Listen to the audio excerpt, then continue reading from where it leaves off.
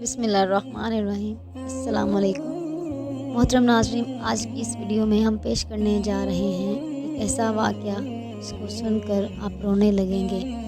یہ واقعہ ہے حضرت موسیٰ علیہ السلام اور ایک رونے والے پتھر کا۔ مگر اس واقعہ سے پہلے میں آپ کی خدمت میں ایک اور ایمان افروز واقعہ پیش کرتی ہوں، جسے سن کر آپ کا ایمان تازہ ہو جائے گا۔ اس لیے میری آپ سے گزارش ہے کہ اس ویڈیو کو آخر تک دیکھیں۔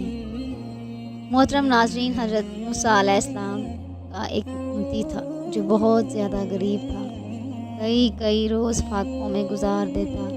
ایک مرتبہ اس کی ملاقات حضرت موسیٰ علیہ السلام سے ہوئی۔ وہ کہنے لگا، اے موسیٰ علیہ السلام، آپ کلیم اللہ ہیں اور کوہ طور پر جا رہے ہیں۔ آپ میری طرف سے اللہ تعالیٰ کو عرض کریں کہ میری آنے والی زندگی کا سارا رزق مجھ ایک ہی بار میں عطا کر دے تاکہ میں اچھی طرح زندگی گزار سکوں۔ حضرت موسیٰ علیہ السلام نے اس کی فریاد اللہ تعالیٰ کی خدمت میں پیش کر دی۔ اللہ تعالیٰ نے اس کی فریاد قبول فرما لی اور اس کو جنویشی اور بھی بہت سی چیزیں عطا کر دی۔ اس کے بعد حضرت موسیٰ علیہ السلام اپنے روزانہ کے کاموں میں لگ گئے۔ جب کچھ عرصہ گزر گیا تو حضرت موسیٰ علیہ السلام کو وہ بندہ یاد آ گیا۔ آپ علیہ السلام نے یہ سوچا کہ یہ پتہ تو کروں کہ اس کا کیا بنا، کیا حال ہے۔ جب اس کے گھر پہنچے تو آپ علیہ السلام نے دیکھا کہ اس نے ایک عالیشان مکان بنایا ہوا تھا۔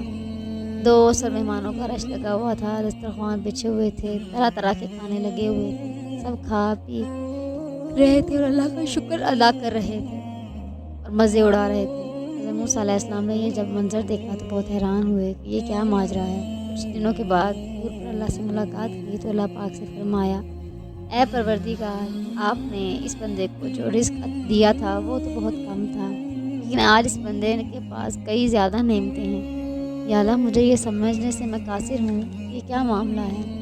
اللہ پاک جانتے ہیں۔ اللہ نے فرمایا، اے موسیٰ، بے شک وہ رزق اپنی ذات پر اگر استعمال کرتا تو اس کا رزق وہی تھا جو اس کو ہم نے دیا تھا۔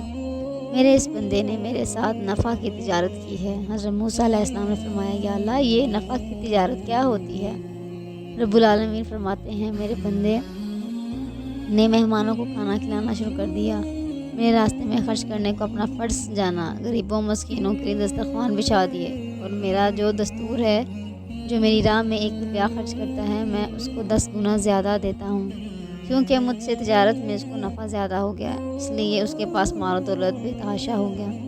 اس لیے دوستو، اللہ پاک کا فرمان ہے، اے میرے بندے، تو میری راہ میں 1 روپیہ خرچ کرے اور میں تجھ کو 10 گنا زیادہ دوں گا۔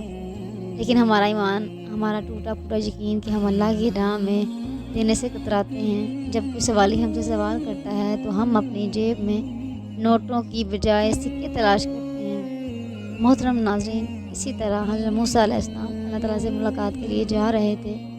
ایک مرتبہ راستے میں ایک جگہ حضرت موسیٰ علیہ السلام کو پتھر کے رونے کی آواز آئی۔ آپ علیہ السلام نے اس پتھر سے پوچھا کہ تم کیوں رو رہے ہو؟ پتھر بولا، مجھے اللہ کا ڈر ہے، قیامت کے دن کہیں اللہ مجھے جہنم میں نہ ڈال دے۔ محترم دوستو، اس پتھر کو شاید یہ ڈر تھا کہ اس لیے پیدا ہو گیا تھا کہ قرآن مجید میں جس طرح کے ارشاد فرمایا کہ جہنم کا ایندھن انسان اور پتھر ہوں گے، لہٰذا اس پتھر کو لگا کہیں ایسا تو نہیں ہے کہ اللہ مجھے جہنم میں نہ ڈال دے۔ پتھر بولا کہ اگر میں جہنم کا ایندھن بن گیا تو میرا حشر بہت برا ہوگا۔ اے اللہ کے نبی، میں اس بات کو یاد کر کے رو رہا ہوں۔ اور کہنے لگا، آپ علیہ السلام اللہ کے پیغمبر ہیں اور کوہ طور پر اللہ سے ملاقات کے لیے جا رہے ہیں، وہاں جا کے میرے اللہ تعالیٰ سے سفارش کر دیجیے گا۔ حضرت موسیٰ علیہ السلام نے اسے تسلی دی اور کہا، میں اس وقت اللہ تعالیٰ سے ملاقات کے لیے جا رہا ہوں، اللہ کے حضور تیری بخشش کی دعا کروں گا۔ پھر کوہ طور پر چلے گئے، اللہ تعالیٰ سے کلام کیا اور اس دوران پتھر کے بارے میں بھول گئے۔ ناظرین کرام، آپ اللہ سبحانہ تعالیٰ کی رحمت دیکھیے، جب حضرت موسیٰ علیہ السلام آنے لگے تو اللہ سبحانہ تعالیٰ نے فرمایا، اے موسیٰ، تم اس پتھر کو بھول گئے، تم نے اس سے سفارش کی کا وعدہ کیا تھا۔ تب حضرت موسیٰ علیہ السلام نے عرض کیا، واقعی میں اس پتھر کے بارے میں بھول گیا تھا، بے شک آپ سب جانتے ہیں۔ اللہ پاک نے فرمایا، جاؤ اس پتھر سے کہہ دو، ہم اس پتھر کی مغفرت کرتے ہیں اور جہنم میں داخل نہیں کریں گے۔ آپ علیہ السلام خوش ہوتے ہوئے واپس آ گئے اور پتھر کو خوشخبری دی اور وہاں سے چلے گئے۔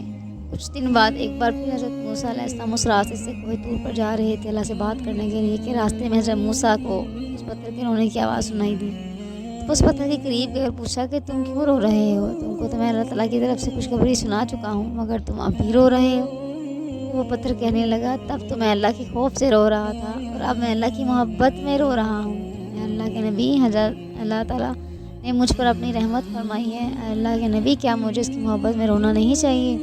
अल्लाह अकबर। नाज़रीन कराम, सोचिए एक पत्थर जो अल्लाह की सोच और मोहब्बत में रो रहा है। अल्लाह ताला ने हमें सब कुछ दिया है, इसके बावजूद हम अल्लाह ताला का शुक्र अदा नहीं करते। जानवर अल्लाह से डरे, पत्थर अल्लाह से डरे, लेकिन इंसान को कोई परवाह नहीं है। अल्लाह से दुआ है कि अल्लाह पाक हमारे दिलों में अपना खौफ पैदा फरमाए और उसके रास्ते पर चलने की तौफीक अता फरमाए। आमीन सुम्मा आमीन।